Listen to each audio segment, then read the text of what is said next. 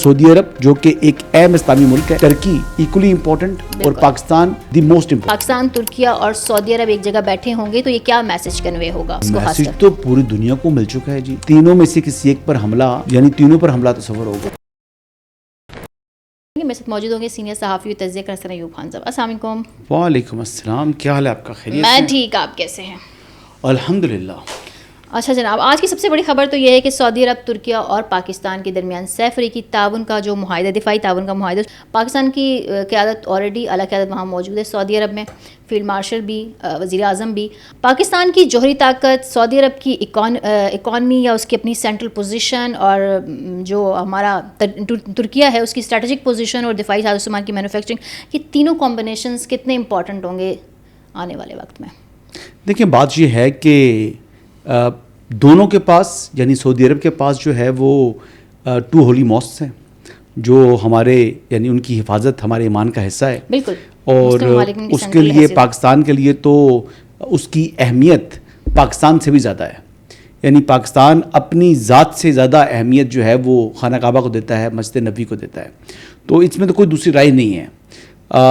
جو ہمارا ایک تعلق ہے, درینہ دوست ہے ترکیہ, اس کے ساتھ ہماری جو وابستگی ہے, پیار ہے, وہ بھی جو ہے وہ کسی سے ڈھکا چھپا نہیں ہے. رہا سوال کہ اس جو ہمارا اسٹریٹجک جو ایک پارٹنرشپ بنی جا رہی ہے, ڈیفنس پارٹنرشپ ہوگی, اس میں سب سے زیادہ کنٹریبیوٹ تو پاکستان نے کرنا ہے, کہ پاکستان کے پاس نیوکس ہیں. دنیا کا یعنی واحد اسلامی ملک ہے جس کے پاس ایٹمی صلاحیت ہے. تو ان دونوں ممالک کو اگر بات کی جائے تو ان کو تو پاکستان کی ضرورت ہے, اور پاکستان کی جو اس ٹائم ایئر فورس ہے اور پاکستان کی جو افواج ہیں, یعنی بری فوج, اٹس سیکنڈ ٹو نن ان دا ورلڈ. تو اس اعتبار سے یہ ان ممالک, دونوں ممالک کے لیے زیادہ اہمیت کا حامل ہے نسبتاً پاکستان کے. پاکستان کے پاس فائنینشیل کرائسس ضرور ہیں, فائنینشلی پاکستان جو ہے, لیکن پاکستان کے پاس پوٹینشیل موجود ہے. آپ سمجھیے بات, آج نہیں کل, کل نہیں پرسوں, ہم جو ہے یہ جو مالی مشکلات ہیں ان سے بھی باہر نکل سکتے ہیں. لیکن ایون دین ایک اچھا ایک پاکستان کا یعنی ایک بلاک بن رہا ہے مسلم ورلڈ کا, جس کے اندر سعودی عرب جو کہ ایک اہم اسلامی ملک ہے, ترکی ایکولی امپورٹنٹ, اور Pakistan the most important in terms of defence. اور اس لحاظ سے پاکستان جو ہے وہ ایک کہتے ہیں سیکورٹی اسٹیبلائزر کے طور کے اوپر دیکھا جاتا ہے خطے کے اندر. اور آپ یہ دیکھ لیں کہ آنے والے وقت میں ایران کی بھی خواہش ہے کہ وہ اس ایگریمنٹ کا حصہ بنے, اس کا حصہ بنے. اور اس میں ایجپٹ سے پہلے قطر کے زیادہ امکانات روشن بتائے جا رہے ہیں. کویت اس حوالے سے وہ بھی سوچ رہا ہے, نو وہ اور چیز ہے. اچھا, وہ اور چیز ہے, وہ یہ چیز نہیں ہے. نو جو کبھی بہت فرق ہے. وہ بیسیکلی فوجی تعاون ہے, وہ بیسیکلی ایکسچینج پروگرام ہے, وہ ایک قسم کی یعنی تربیت ہے, یعنی ٹریننگ وغیرہ ہے اس میں, یا کچھ اس قسم کی چیزیں ہیں. اور یہ الائنس ہے, یہ تو ڈیفنس پیکٹ ہے, یہ تو پراپر ایک دفاعی معاہدہ ہے. یہ تو بیسیکلی ایک جیسے نیٹو, ایک کسی نیٹو ملک پر حملہ, پوری نیٹو پر حملہ تصور ہوتا ہے تمام ممالک کے اوپر جو الائنس ہے, اسی طریقے سے یہ مسلم نیٹو ہے. یہ مسلم نیٹو یہ بننے جا رہی ہے. تو اس میں جو پائنیئر ہیں وہ پاکستان اور سعودی عرب ہیں. اب شامل ہو رہا ہے ترکیہ, اور مزید ممالک بھی اس کا حصہ بننے جا رہے ہیں جلد انشاءاللہ. اچھا حسن, اس جو ابھی جو موجودہ سچویشن ہے, ہمارے پرائم منسٹر وہاں ہیں, فیلڈ مارشل وہاں ہیں, کہا یہ جا رہا ہے کہ اس الائنس کا ایک جو خاص کر جو سعودیہ کا دورہ ہے, اس کا ایک اکنامک میٹر بھی ہے, انرجی, منرل اور دوسرے سورسز کی وجہ سے بھی اس میں بھی کچھ ڈیولپمنٹ ہے. اس حوالے سے ہے آپ کے پاس کوئی خبر, یا یہ سوللی ڈیفینس سے ریلیٹڈ ہوگا؟ نہیں, اس سے متعلق خبریں ہیں, لیکن میں نے نہیں دیکھا کہ جو منسٹر آف انرجی ہیں وہ وہاں پر تھے, یا دوسرے منسٹر تھے, منسٹر پیٹرولیم وہاں پر تھے. وہ تو ان میں سے کوئی بھی نہیں ہے, تو وہ تو وہاں پر موجود نہیں ہے. نہیں, اکنامک شراکت داری کی بھی ڈیفنس منسٹر یہ ہیں ساتھ, اور یہ ڈیفنس سے متعلقہ ہے. ساتھ وزیر اطلاعات ہیں یا وزیر خارجہ ہیں, تو یہ طارق فاطمی صاحب مشیر خارجہ بھی ہو گئے. تو وہ تو ظاہر بات ہے ان کا رول بنتا ہے. تو باقی تو کوئی منسٹر میں نے دیکھا نہیں ہے ساتھ. CDF ہیں, چیف آف ڈیفنس فورسز ہیں, پرائم منسٹر ہیں. تو اٹس ویری ویزیبل کہ یہ کیا مقصد کیا ہے. جو یہ نشست ہونی ہے اس نشست کے اندر کیا چیزیں طے ہونی. اب سعودی وزیر خارجہ بھی پاکستان کا دورہ کریں گے نیکسٹ ویک, تو امید ہے کہ وہ ساتھ اپنے کوئی اور مزید وزراء لے آئیں تو پھر یہاں پر کوئی معاہدے ہو جائیں. اس حوالے سے امکانات تو روشن ہیں جی, یقینی طور پر, کیونکہ ارامکو کی ایک ریفائنری لگنی ہے گوادر کے اندر, پھر کیونکہ وہ ان کا ایک اور سیلنگ پوائنٹ ہوگا, وہ وہاں سے سیل کر پائیں گے. اچھا, اس طرح مختلف چیزیں ہونی ہیں. اب وہ ٹائمز ٹو کم میں, اور مطلب جلد یہ چیزیں جو ہے اس طریقے سے میٹلائز ہو جائیں گی. پاکستان نے $6.5 بلین کا وہ کہہ رہے ہیں کہ ڈیفر پیمنٹ کے اوپر پاکستان کو 15 سال کی ڈیفر پیمنٹ کے اوپر جو کروڈ آئل کی فیسلٹی ہے وہ پاکستان اویل کرنا چاہتا ہے. اس حوالے سے بات چیت تو ظاہری بات ہے ان پروگرس ہے. اللہ کرے جی یہ بھی پاکستان کو ملے تو ایک پاکستان کی اکانومی کو ایک پش ملے گا. اور سیکنڈ جو $10 بلین کے حوالے سے جو پاکستان نے امریکہ سے بھی ڈیمانڈ کی ہوئی ہے, جو یو ایس ٹریجری ہے وہاں سے, وہ بھی بیسکلی کرنسی سواپ ہوتا ہے. اس پہ جو آپ کی جو آپ پاکستانی کرنسی دے کر تو یو ایس ڈالرز لے لیتے ہیں, وہ اس طرح کا طریقہ ہوتا ہے, تو وہ بھی $10 ارب کا پاکستان کے پاس آ جاتا ہے. تو وہ اس کا بھی اچھا پاکستان کو معاشی طور پر فائدہ ہوگا. اچھا حسن, اس سچویشن میں ایک اور امپورٹنٹ کویشچن یہ ہے کہ کل ہم نے دیکھا حوثیوں کے حملے سے 45 کیجولیٹیز ہوئی ہیں, اور حوثیوں کے حملے سعودی عرب پر جاری ہیں, اور دوسری طرف ایران امریکہ کا معاہدہ بھی ہونے جا رہا ہے. ڈونلڈ ٹرمپ نے یہ دعویٰ کر دیا کہ جنگ ختم ہو رہی ہے. اس حوالے سے لوگ بہت ڈفرینٹ قسم کی قیاس رائیاں کر رہے ہیں. کوئی کہہ رہے ہیں ڈپلیکیٹ ہو رہے ہیں ان کے ڈیفینس ویپنز وغیرہ, اور اس طرح کی خبریں بھی ہیں, اسٹاکس ان کے جو ہو رہے ہیں نا. تو اب مجھے یہ بتائیں کہ ایسے میں جب پاکستان, ترکیہ اور سعودی عرب ایک جگہ بیٹھے ہوں گے تو یہ کیا میسج کنوے ہوگا پراکسیز کو؟ میسج تو پوری دنیا کو مل چکا ہے جی. پوری دنیا کے لیے یہ پیغام ہے کہ جناب یہ تین ممالک آپس میں شعبہ دفاع کے اندر جو ہے وہ ایک ایسے معاہدے کے اندر جا رہے ہیں جو کہ تینوں میں سے کسی ایک پر حملہ, یعنی تینوں پر حملہ تصور ہوگا. تو یہ تو بڑا clear, loud and clear message ہے. دیکھیں جو حوثی ہیں, حوثیوں کے حوالے سے فیصلہ سعودی عرب نے کرنا ہے, لیکن حوثی جو ہے وہ ایک دن کی مار ہیں, میں آپ کو پہلے بتا چکا ہوں. اب ان میں کیونکہ یہ ایشو پرانا چلتا چلا آ رہا ہے سعودی عرب کا, یہ آج کا ایشو نہیں ہے. جیسے پاکستان کے لیے افغانستان ہے, جو یمن اور یہ حوثیز ہیں, یمن کا جو حوثیز والا حصہ ہے یہ سعودی عرب کا افغانستان ہے. اب یہ سمجھ لیں, یہ جیسے ہمارے لیے ساتھ افغانستان ہے نا دہشت گردی, یہاں پر لڑائی جھگڑا, اس طرح یہ حوثیز جو ہیں یہ سعودی عرب کا افغانستان ہے. تو یہ ایشو تو ان کا کافی پرانا چلتا چلا آ رہا ہے. اب سعودی عرب نے ڈیسائیڈ کرنا ہے کہ وہ کس حد تک اور کس طاقت کے ساتھ ان سے نمٹنا چاہتا ہے. اب ڈیسائیڈ سعودی عرب کرے. دیکھیں ان کی جو ڈیفینس کونسل ہے, جیسے ہماری نیشنل سیکورٹی کونسل ہوتی ہے, اس طرح ان کی بھی نیشنل سیکورٹی کونسل ہوگی. اس کونسل نے ڈیسائیڈ کرنا ہے کہ کیا کرنا ہے, اور اس میں پاکستان سے کیا ان کو کنٹریبیوشن چاہیے, اور پاکستان نے جو اگر اس میں کنٹریبیوٹ کرنا بھی ہے تو کیا اس کو پبلک کیا جائے گا, یا اس کو یعنی بالکل پبلک کیے بغیر ہی پاکستان اس چیز سے نمٹ لے گا. یہ بات دیکھنے والی ہے. یہ تو بیسیکلی ڈیسائیڈ کرنا ہے سعودی عرب نے اور پاکستانی حکام نے. تو اس حوالے سے بھی ڈیسیژن میکنگ ہونی ہے, اور ڈیسیژن میکر جو ہے وہ سعودی عرب کی جو نیشنل سیکورٹی کونسل ہے, یا اس کا پاکستان کی نیشنل سیکورٹی کونسل کا جو کاؤنٹر پارٹ ہے سعودی عرب کے اندر, اس نے کرنا ہے. چلیں یہ تو امپورٹنٹ ڈیولپمنٹ اس کو ڈسکس کیا. آپ کچھ پولیٹیکل ڈیولپمنٹ پہ آ جاتے ہیں. اچھا یہ ایک بار پھر جو ہے وہ خبریں میں دیکھی تھی ٹیلی ویژن پر کہ ایک طرف پی ٹی آئی کو حکومت کی جانب سے مذاکرات کی پیشکش, اور یہ رابطے برف پگھلنے لگی تھی. آپ کو پتہ ہے سر یہ باتیں جو ہے وہ میڈیا پہ ہوتی ہیں, لیکن شیخ وقاص اکرم جو ہے وہ رات کو وسیم بادامی کے شو میں کہہ رہے تھے نہیں جی ایاز عادی صاحب نے تو کہا ہے, لیکن نہ عمران خان کے وکالت نامے میں دستخط ہو رہے ہیں, نہ بہنوں کی ملاقات ہو رہی ہے, نہ ان کو اسپتال منتقل کیا جا رہا ہے. تو پھر کیسے مذاکرات, اس کو کیسے دیکھ رہے ہیں آپ؟ یہ بھی ایک ٹرک کی بتی ہے. نہیں, ایاز صدیق صاحب کا بیان آ چکا ہے.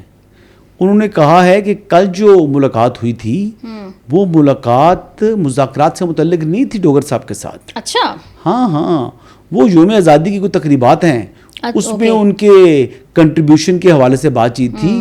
اور جو ڈاکٹر طارق فضل چودھری کے ساتھ ان کی ملاقات ہوئی ہے اسپیکر چیمبر میں, اس کا کیونکہ وہ وزیر ہیں پارلیمانی امور کے, تو وہ اس متعلق, اور وہ یہ چیف وپ ہیں, تو اس لیے ملاقات تھی. ٹھیک ہے, تو اس کو مذاکرات کی دعوت سے جو ہے وہ تشبیہ دی جا رہی ہے, تابو کہا جا رہا ہے کہ جی یہ آبجیکٹو تھا.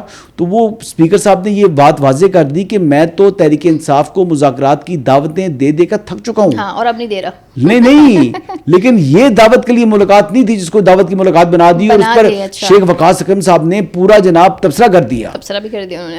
ابھی پہلے چیک تو کرو اپنے چیف وپ سے مطلب یہ ہے پاکستان تحریک انصاف, یہ ان کی حقیقت ہے. پاکستان تحریک انصاف کے جو سیکٹری اطلاعات ہیں انہوں نے پورا بیان دے دیا پاکستان کے ایک بڑے نیوز چینل کے اوپر. وسیم بدامی صاحب ایک بڑے اینکر ہیں اور بڑے شو کے اندر 11th آور کے اندر پورا بیان دے دیا, لیکن اپنے چیف ویب سے چیک نہیں کیا کہ ملاقات کا آبجیکٹو کیا تھا. صحیح بات. تو کیا کہیں گے ان کو, شیخ وقاص اکرم کو, ببر شیر؟ اچھا, یہ کیا پنڈورا باکس کھلا ہوا ہے کہ شہباز گل نے خان صاحب کے موبائل چوری کر لیے تھے, ان کو بگ موبائل دے دیا تھا. ایک شفیع جان صاحب نے یہ بھی کھولا ہوا ہے. دوسری جانب سلمان اکرم راجہ کہہ رہے ہیں ہم آل پارٹی کانفرنس جلد بلانے والے ہیں, اور مطلب آپس میں ان کی کوئی کوارڈینیشن ہے نہیں, ہر بندے کا کوئی ڈفرینٹ ہی ایجنڈا ہے. شہباز گل تحریک انصاف ہے؟ نہیں, وہ تو نہیں ہے تحریک انصاف کا پارٹ. نہیں ہے. اس موقع پر شفیع جان کا یہ کہنا ہے کہ انہوں نے موبائل چوری. شہباز گل ہیں کیا؟ کیونکہ شہباز گل نے ان پہ تنقید کی ہوگی ظاہر, آف کورس وہ اپنے یوٹیوب سے نہیں, ابھی تو منجن بیچتے ہیں. آدھی سے زیادہ جو حمایتی ہیں یوٹیوبرز ہیں وہ تو شہباز گل کے حق میں آ گئے ہیں. تو شہباز گل کو اب یوٹیوبر کے طور پر مت, اب ان کو تحریک انصاف کے طور پر مت لیں, انہیں تحریک انصاف کے حمایتی یوٹیوبر کے طور پر لیں. اور وہ ان کی حمایت میں بہت سے یوٹیوبر آ کے ٹویٹس کر رہے ہیں اور پرانی ویڈیوز اور کلپس لگا رہے ہیں کہ جناب شفیع جان نے, جب عمران خان سے صحت کے متعلق سوال ہوا تو شفیع جان نے کہا جی پریس کانفرنس ختم, اس طرح کی چیزیں لگا رہی ہیں. بھائی شفیع جان سے اب یہ جیلس ہو چکے ہیں, میں بتا رہا ہوں بڑی دنیا شفیع جان سے جیلس ہے. ہیل آفریدی اور شفیع جان دونوں سے. شفیع جان کا جو ہیئر سٹائل ہے پہلی بات, پھر ان کے جو ٹک ٹاک بنانے کا انداز ہے, پھر وہ جس طریقے سے دیکھتے ہیں کیمرے کی طرف, دیکھنے کا سٹائل جو ہے وہ مطلب ان میچبل ہے. تو شفیع جان سے جیلس ہو گیا شہباز گل. شفیع جان سے جتنے حمایتی یوٹیوبر ہیں, چاہے وہ عمران ریاض صاحب ہیں, وہ تمام کے تمام جیلس ہیں. کٹس جو شفیع جان کے پاس ہے نا, کوئی مقابلہ نہیں کرتا. اچھا, آپ نے جنید اکبر کی وہ بات سنی ہے, وہ کہہ رہے ہیں کہ پہلے تو علی امین گنڈا پور صاحب اپنے جیب سے پیسے لگایا کرتے تھے, اب جو یوٹیوبرز خان صاحب کے نام پہ پیسے کما رہے ہیں وہ ہماری مدد کر رہے ہیں. اس کو آپ کیسے دیکھتے ہیں؟ جنید اکبر صاحب سے اس طرح کی بات بھی توقع میں تو نہیں کر رہی تھی, لیکن بہرحال انہوں نے کہی ہے. دیکھیں بڑے شریف آدمی ہیں. اچھا, جنید اکبر صاحب کا تعلق ہے مالاکنڈ سے. اچھا, یہ مالاکنڈ سے ان کا تعلق ہے اور یہ بحیثیت انسان انتہائی شریف آدمی ہے. علاقے کے اندر بھی ان کی یعنی لوگ یہی ریپوٹیشن ہولڈ کرتے ہیں. کبھی کسی کے ساتھ حکومت, اب دیکھیں تیسری گورنمنٹ آ رہی ہے پاکستان تحریک انصاف کی اور ہر مرتبہ یہ MNA ہوتے ہیں, کبھی کسی سے زیادتی نہیں کی انہوں نے, کبھی کسی سے جناب یہ الجھے نہیں ہیں. یہ ان کی ریپوٹیشن ہے جنید اکبر صاحب کی, حقیقت یہ ہے. لیکن اب یہ جو پیسے مانگنے والی بات کر گئی ہے, یہ بات مجھے سمجھ نہیں آئی, یہ بات ٹھیک ہے. اچھا, کوئی مار دھاڑ کی بات بھی ان کی کبھی نہیں سنی, کبھی کرپشن سے متعلق بھی ان کی کوئی بات نہیں سنی. ہاں, وہ کہتے ہیں علی امین گنڈا پور تو پیسے خرچ کرتا تھا. دیکھیں, میں یہ کہتا ہوں کہ اس وقت صوبائی حکومت کی کرپشن کی بہت سی داستانیں ہیں, بہت سی داستانیں ہیں, بہت کچھ سننے کو مل رہا ہے, یہ بات سچ ہے. لیکن یعنی جنید اکبر صاحب سے متعلق یقین کریں آج تک کبھی کوئی بات نہیں سنی. جو کسی کی تعریف کی بات بنتی ہے وہ کرنی چاہیے. بیرسٹر گور سے متعلق کبھی کرپشن کی بات نہیں سنی. ٹھیک ہے, سلمان اکرم راجہ سے متعلق کبھی کرپشن کی بات سنی نہیں ہے. بس ہیوی فیسز لیے ہیں انہوں نے جی, خان صاحب کی فیسز, لیکن یہ کرپشن تو نہیں ہے نا. تو یہ باقی یہ 3 لوگ ایسے ہیں جن کے بارے میں کبھی ایسی بات نہیں سنی. یہ مطلب جتنے بھی وزراء ہیں تحریک انصاف کی میجورٹی, ان سے متعلق باتیں آئے روز سننے کو ملتی ہیں. جی, سہیل آفریدی کے بھائی سے متعلق باتیں سننے کو ملتی ہے, علی امین کے بھائی سے متعلق باتیں سننے کو ملتی ہیں, علی امین سے متعلق باتیں سننے کو ملتی تھی کرپشن کی. ٹھیک ہے, جو بات حقیقت ہے وہ بندے کو ماننی چاہیے. اب تو رانا ثناء اللہ سہیل آفریدی بشرا بیگم کی کرپشن کی داستانیں جو ہیں وہ لوگ سناتے ہیں, جس طریقے سے پوسٹنگ ٹرانسفر کراتے تھی وہ پنجاب کے اندر. عمران خان صاحب نے بھی جو آنکھیں بند کی ہوئی تھیں وہ ہاروں کے اوپر اور انگوٹھیوں کے اوپر, تو وہ بھی تو کرپشن کی داستانی ہے نا. گھر میں آ کر آپ کی اہلیہ کو کوئی تحفے دے رہا ہو تو آپ کو پتہ نہ ہو, پھر دو ہی وجوہات بنتی ہے نا. اگر بیگم کو آپ کی کوئی بندہ آ کر پیسے دے رہا ہے یا چیزیں دے رہا ہے تو آپ کی بلائنڈ آئے اس کے اوپر اگر آ جائے تو اس کا مطلب یہ ہے نا کہ آپ کی مجرمانہ خاموشی ہے یا نہیں. ہاں, خان صاحب کو اس والے حوالے سے تو آگاہ ہونا چاہیے. اور پھر جب اس وقت کے DGI نے آ کے بتایا کہ جناب اپنے گھر میں دیکھیں کہ آپ کی یہ وارداتیں پڑ رہی ہیں, ٹھیک ہے, یہ نہیں کہ لائل تھے, بتایا تو مائنڈ کر گئے. اس وقت کے DGI کو چینج کر دیا جو آج کے موجودہ CDF ہے. تو اس کا مطلب یہ کیا ویزیبل ہوتا ہے؟ اس کا مطلب یہ ہے کہ قاسم کے پاپا شاہی چور ہیں. میں آپ کو یہ بتا رہا ہوں کہ قاسم کے پاپا چور ہے. یہ تمام کی تمام باتیں دیکھیں نا, میں بالکل وہ بات کر رہا ہوں کہ جو ایک جو گراؤنڈ ریالٹیز تھیں, جو واقعات ہو گزرے ہیں, ان کو 1+1+1 کر کے بتا رہا ہوں آپ کو. تو پھر آج بھی آپ کو کنونس میں کر پایا ہوں, نہیں کر پایا. ٹھیک ہے, وہ تو آپ کنونس ہیں یا نہیں, آپ کنونس ہیں, ویورز کو چھوڑ دیجیے, ویورز تو میرے کنونس ہیں. میں ویورز کو کنونس کرنے کے لیے ساری مثالیں سنائی. میں نے نوشین کو کنونس کرنے کے لیے, کیونکہ بہت بڑی حمایتی ہیں یہ, میں اپنے آڈینس کو بتا دوں کہ نوشین, ابھی تک تو آپ کو پتہ ہی ہوگا کہ نوشین طارق جو ہے عمران خان کی بہت بڑی حمایتی ہیں. جب میں کہتا ہوں قاسم کے پاپا چور ہیں تو یہ مانتی نہیں تھیں, تو آج مان گئی ہیں. ویسے مان گئی ہیں. میں اپنا اگلا سوال کرنا چاہتی ہوں. اگلا سوال یہ کرتی مانی نہیں مانی, میں کیا مانوں, وہ تو ان کے کیسز عدالت میں چل رہے ہیں. آپ کو جو میں نے بتایا ہے کہ جب ان کو جو موجودہ سی ڈی ایف اور اس وقت کے ڈی جی آئی صاحب نے بتایا, کافی دفعہ سنیے اس میں آپ کہہ رہے ہیں حقیقت ہوگی بھائی, اسی بات پہ تبدیل کیا تھا نا ان کو. اچھا, یہ تو آدھے درجن سے زائد کابینہ کے اراکین بتا چکے ہیں یہ بات. ہاں, یہ بات میں نے بہت دفعہ سنی, بہت سنی ہے نا, ہاں. تو مجھ سے بھی سن رہی ہیں, تو اس کا مطلب ہے سچ ہے نا. کچھ نہ کچھ تو ہوگا, کچھ نہ کچھ ہوگا. تو اس کا مطلب جب ہوگا تو پھر وہ کیا چیز ثابت کرتی ہے, جہاں آگ ہو وہاں دھواں ہوتا ہے, کچھ نہ کچھ تو ہوگا. ہوا ہے, تو اس کا مطلب قاسم کے پاپا, بتائیے بشرا بی بی, اس کا مطلب قاسم کے پاپا چور ہے. چلے اگلے سوال پہ آتے, ٹائم چلے جی, نوشین مان کی قاسم کا پاپا چور ہے. ہاں, ویسے جاننی چھٹی تھی. چلو سلمان کے پاپا چور کہتے ہیں, ہاں, ٹریان کے بھی کہتے ہیں. ٹریان کے پاپا ہیں یا نہیں ہیں, پتہ نہیں, وہ تو عظمہ بخاری صاحبہ کہتی ہے, میں تو نہیں کہتی. کیا میں نے کہا وہ تو عظمہ بخاری صاحبہ لگاتی ہے نا نعرے ٹیرین کے. چلو ٹیرین کے, یہ تو پاپا نہیں ہے نا, لیکن جو پاپا ہے وہ اس کو کیا کہیں, لانتی کہتے ہیں. کاٹ دینا یار. یہ اگلی خبر پہ آتے ہیں. اچھا, یہ محسن نقوی صاحب کے بیان کے بعد جو صوبوں والا ڈبیٹ ہے حسن, وہ بالکل تھمنے کا نام نہیں لے رہی ہے. کل جو ہے وہ ایئر وائی کے سینئر صحافی کہہ رہے ہیں اندر کی خبر ہے کہ 15 سے 18 صوبے بنیں گے اور بندرگاہوں والے علاقے وفاق کے انڈر آئیں گے. واقعی ایسا کچھ ہے؟ اور یہ اندر کی خبریں کہاں سے آ رہی ہیں؟ جتنی جلدی ہم میڈیا کو ہوتی ہے نا, اتنی جلدی نہ پولیٹیشنز بنانے والوں کو نہیں ہے, نہ اسٹیبلشمنٹ کو ہے, نہ محسن نقوی کو ہے, نہ کسی اور کو ہے. ہم میڈیا جو ہے نا وہ 4 قدم نہیں 40 قدم آگے چلنے کی خواہش کر رہا ہے. دیکھیں, یہ چیزیں ایسی ہیں جو کہ ہونی ہیں, جس کے اوپر مشاورت درکار ہے. بندرگاہیں یقینی طور پر وفاق کے زیر انتظام ہوں تو زیادہ بہتر ہے. بالکل, یہ مؤثر طریقہ ہے, یہ اس طریقے سے ضرورت ہے. جیسے گوادر ہے, اگر وہ ویسے بھی پورٹس اینڈ شپنگ جو منسٹری ہے وفاق کے انڈر ہی ہے, وہ کسی صوبے کے انڈر نہیں ہے. تو پورٹس اینڈ شپنگ سے متعلق یا بندرگاہوں سے متعلق جو بھی چیزیں ہوتی ہیں پھر وہ فیڈرل گورنمنٹ دیکھتی ہے, اس کا کوئی نہ کوئی اس کے اوپر اثر رسوخ ہوتا ہے. وہاں پر پھر کسٹمز جا کے بیٹھ جاتے ہیں, وہاں پر پھر دیگر ادارے موجود ہوتے ہیں. تو یہ ایسی کوئی انہونی بات نہیں ہے. تو یہ تو پورٹس سے متعلق جو معاملہ ہوگا, جو شہر ہے اگر کہتے ہیں پورا کا پورا کراچی یا گوادر, یہ اگر آپ دینا چاہیں وفاق کو, تو کراچی تو پہلے ہی وفاق کا حصہ تھا. گوادر آج جو ہے وہ بلوچستان کا اور کراچی اب سندھ کا حصہ ہے. تو اس حوالے سے اتنا آسان نہیں ہے جتنی آسانی سے انہوں نے بات یہ بیان کر دی ہے. اس کے اوپر بات چیت ہونی ہے. اور نئے صوبوں کے قیام کے حوالے سے میں یہی کہوں گا کہ مجھے فی الفور یہ ممکن دکھائی نہیں دیتا. فی الفور یعنی اتنی ہیسٹ کے اندر ممکن دکھائی نہیں دے رہا. ہو جائے گا, یعنی 1-2 سال کے بعد شاید ممکن ہے, شاید ہو جائے. لیکن یہ جو چند ماہ کی بات کر رہے ہیں, کوئی 2 ماہ کوئی 6 ماہ کی بات کر رہے ہیں, جی کوئی 6 ماہ کا ٹائم لائن, کوئی 2-3 منتھ کی ٹائم لائن, تو مجھے تو 1 سال کے اندر بھی ممکن دکھائی نہیں دے رہا. اچھا, چلیں جی, لاسٹ سوال ہے آپ سے. آج جماعت اسلامی جو ہے وہ میرے خیال سے 150 یا اس طرح سے کچھ جگہوں پر ملک بھر میں جو ہے وہ احتجاج کرے گی پیٹرول کی پرائسز پر. اور جماعت اسلامی کا موقف یہ ہے کہ پیٹرول کی جو پرائسز ہیں وہ جنگ سے پہلے والی قیمت یعنی 225 روپے پہ لا کر فریز کر دی جائے. اور وہ کہتے ہیں لیوی کے نام پہ دپا بھی مطلب بھتہ بھی ہمیں نامنظور ہے. اس کو آپ کیسے دیکھتے ہیں؟ دیکھیں, اس لیوی کو چودھری نصیر علی خان صاحب جگہ ٹیکس کہتے تھے. کہتے تھے یہ وہ ٹیکس ہے جو کہ یعنی زبردستی وصول کیا جا رہا ہے عام شہریوں کی جیب سے. بات تو یہ ہے کہ حکومت کو اپنے ٹیکس نیٹ کو وائڈر کرنا ہے. انہوں نے لوگوں کو ٹیکس کے اندر لے کر آنا ہے. ہمارے ہاں بہت سے لوگ ایسے ہیں جو کہ ٹیکس ادا نہیں کرتے یا ریٹرن فائل نہیں کرتے. ضروری نہیں ہے کہ ہر شہری نے ٹیکس پے کرنا ہے, لیکن اس نے ریٹرنز تو فائل کرنے ہیں نا. ہمارے ہاں فائلر کی تعداد میں اتنا کوئی اضافہ نہیں ہو سکا, پہلی بات یہ ہے.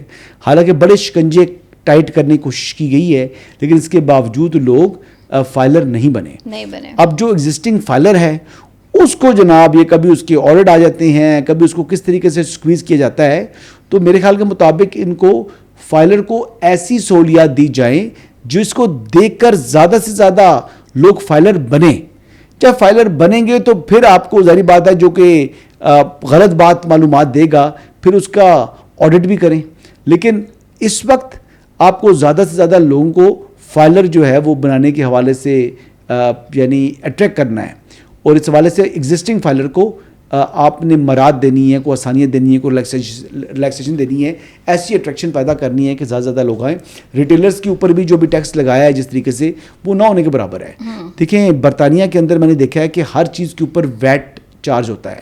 آپ پیٹرول ڈالتے ہیں تو ویٹ, آپ کوئی گروسری سامان لیتے ہیں تو وی اے ٹی پے کرتے ہیں, ہر چیز کے اوپر وی اے ٹی پے کرنی پڑتی ہے. جس کو کہتے ہیں ویلیو ایڈڈ ٹیکس, ہمارے یہاں جنرل سیل ٹیکس ہوتا ہے, ہاں جی ایس ٹی ہوتا ہے ہمارے یہاں, جی ایس ٹی ہوتا ہے. تو جی ایس ٹی کو یعنی انفورس کریں ہر چیز کے اوپر, تو تبھی آپ بہتر طریقے سے جو ہے وہ یعنی وصولی کر سکتے ہیں. ایگزسٹنگ ٹیکس پیئر کے اوپر جناب مزید سکویز کرنا اور اب لیوی کی طریقے سے. کہ عالمی منڈی میں قیمتیں کم ہو رہی ہیں, ہمارے یہاں پیٹرول کم کیوں نہیں ہو رہا؟ ہم لیتے ہیں جی ریفائنڈ پروڈکٹ لیتے ہیں, ہم پیٹرول جو ہے وہ یعنی کروڈ آئل نہیں لیتے, ہم پیٹرول پرچیز کر رہے ہیں یا ڈیزل پرچیز کر رہے ہیں. اس لیے ہماری جو ریفائنریز ہیں وہ بہت پرانی ہیں, ان کو ہم نے اپ گریڈ نہیں کیا. ہمیں جدید قسم کی اگر ہم ریفائنریز یا سامان انسٹال کر دیں تو اس سے ہم بہتر طریقے سے اپنی جو ہے یہ بچت کر سکتے ہیں, خاصا زر مبادلہ آپ کا بچ سکتا ہے. آپ یہ جو کاسٹلی فیول پرچیز کرتے ہیں, آپ سستا کروڈ آئل پرچیز کر کے اس میں سے ڈیزل, کیروسین آئل اور یہ تمام چیزیں الگ کر سکتے ہیں. اور یہ جو جماعت اسلامی کا مطالبہ ہے 225 روپے پہ لا کے فریز کر دیں گے, کتنا پریکٹیکل ہے؟ بس انہوں نے سیاست کرنی ہے اپنی, وہ سیاست کر رہے ہیں. اچھا. یہ کہاں ممکن ہے؟ ممکن نہیں. جماعت اسلامی کے پاس اسٹریٹ پاور ہمیشہ سے رہی ہے, ایسی بات نہیں ہے. لیکن جماعت اسلامی نے اپنے پاؤں پر وہ کلہڑے مارے ہیں کہ جماعت اسلامی کی آج وہ اہمیت نہیں رہی جو ایک وقت میں تھی. انہوں نے اپنی اسپیس کو لوز کیا ہے. کیوں لوز کیا ہے؟ میرے خیال کے مطابق ماضی کے ان کے جو فیصلے وہ ہمیشہ کولیشن کے اندر حکومتیں میں آئے ہیں, ایم ایم اے کے ساتھ حکومت میں آئے ہیں, آئی جی اے کے ساتھ حکومت میں آئے ہیں, کبھی سیٹ ایڈجسٹمنٹ کر کے حکومت میں آئے ہیں. اور ہمیشہ انہوں نے جب کولیشن بنایا ہے تو حصہ بقدر جسا نہیں مانا. انہوں نے جناب وہ ڈیمانڈز کی ہیں جو ڈیمانڈز گراؤنڈ ریالٹیز کو ریفلیکٹ نہیں کرتی تھیں. مجھے یاد ہے کہ اسلام آباد میں مسلم لیگ نواز کے ساتھ انہوں نے جب مذاکرات ہوئے تو انہوں نے دونوں سیٹیں مانگ لی اسلام آباد کی, پہلے 2 سیٹیں تھیں. تو انہوں نے کہا جی کیوں؟ انہوں نے کہا جی نہیں دونوں سیٹیں ہماری بنتی ہیں وفاق کی. انہوں نے ایک سیٹ بھی نہیں دی مسلم لیگ نواز نے, اور پھر جب الیکشن ہوئے تو دونوں سیٹوں کے اوپر جو جماعت اسلامی ہے بری طریقے سے ہاری. ٹھیک ہے, وداؤٹ دھاندلی, بغیر اس چیز کے بری طریقے سے ہار گئے. وجہ یہ ہے کہ وہ ڈیمانڈ کرتی رہی ہے جماعت اسلامی. پھر منور حسن صاحب جب آئے ہیں تو انہوں نے کہا جی کہ ہم جیتیں یا ہاریں, ہم اپنی ایویلیویشن کریں کہ ہم کہاں کھڑے ہیں, ہم وداؤٹ کسی الائنس الیکشن لڑیں گے. پھر جب انہوں نے الیکشن لڑا تو پورے ملک میں شاید کوئی سیٹ نہیں ملی ان کو. تو یہ بات ہوتی ہے کہ جب ان کو جب پتہ لگا کہ ہم یہاں کھڑے ہوئے ہیں تو جماعت اسلامی کی آج پوزیشن جو ہے سب سے کمزور ہو چکی ہے.